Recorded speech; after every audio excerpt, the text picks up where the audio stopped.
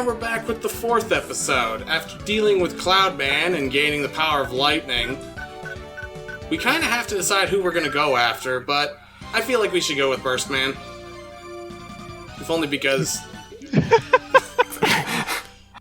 we need to affirm his identity. Way to burst my bubble. I don't want to say it. Thank you. But this is unchanged. Some hack fraud shit. And it's got more frogs. You know, somewhere in Texas, Grandma Party is shaking his head and he doesn't know why. Oh, I know. I'll make sure to let him know. This is our other introduction to lightning electrifying water. It's actually used in a much more dangerous way here, but... Now there's more water, for instance. More water, longer stretches, frogs. So are the beakers and test tubes in the background just really big, or did Megaman shrink down? Have you ever heard of something called perspective?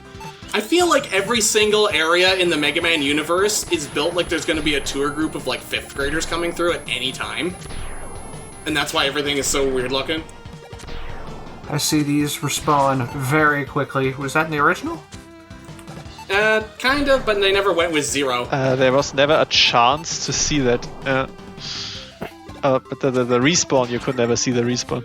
Our very first bouncy segment, which is weird that we didn't see these in Springman's level, but oh well. I mean, the levels seem to be rather loosely based on the original concepts. Loosely.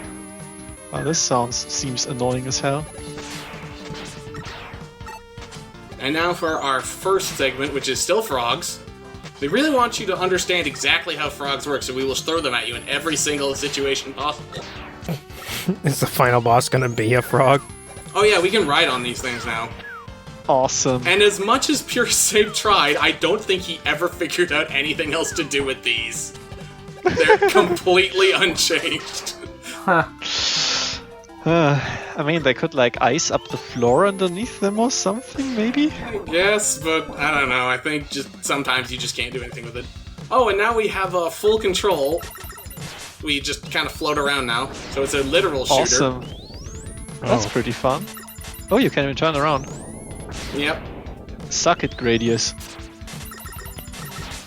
But how do you dodge this?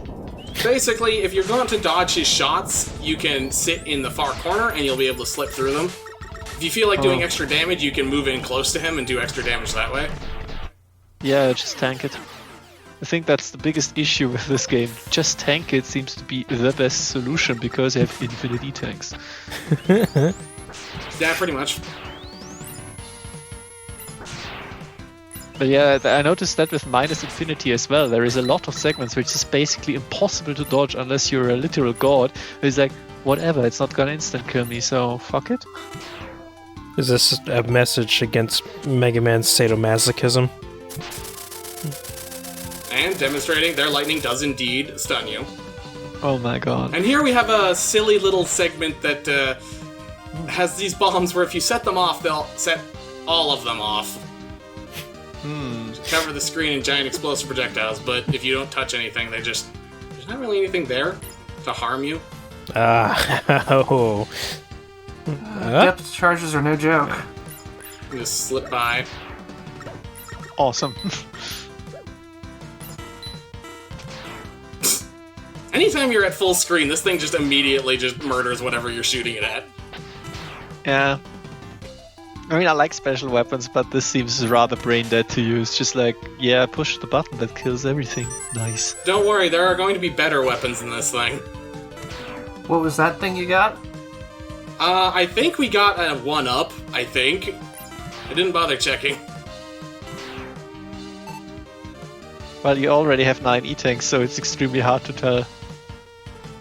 That's a lot of tanking. Yeah, come on, let's trigger this. Oh, there we go, I managed to smack into it anyway. Again, this seems like you could just get hit by one of the bombs, and that's it. It's the safest way to do it. Though, notably, the bombs are actually resistant to ripple noise for some reason. Well, yeah, all it does is shake the bubble a little bit. so that you don't set off all of them at once with ripple noise accidentally. It's good design, maybe. Guess it's an explosive that does well on the card gap test. For some reason. And now our once-an-episode viewing of Crimson Joe. Yep. Note his ability to cover ground extremely easily, so there's no getting away from him. And then it was awesome when the big eyes were just super obnoxious, took forever to kill, and were impossible to dodge in Mega Man 1. My favorite video game design. Now they chase you. Yeah.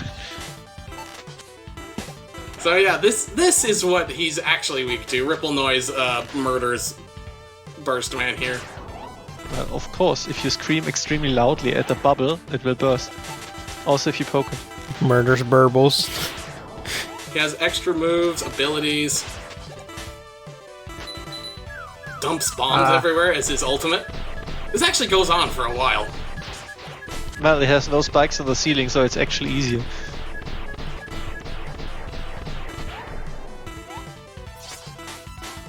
Oh, it looks pretty fun.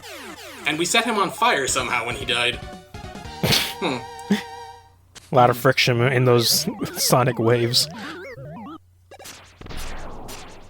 Hell yeah. Triple. Triple burst. We can even set traps with it. Yeah, that was always the most useful feature. Though, you know, now that I think about it, what kind of Robot Master would that even work on? They'll jump. Well, you put it on the floor where it's gonna jump. Duh. I feel like they just dodged that. They have SNES AI. They can't. That's true, but there is one of them I can think of that might end up ramming into them of its own accord.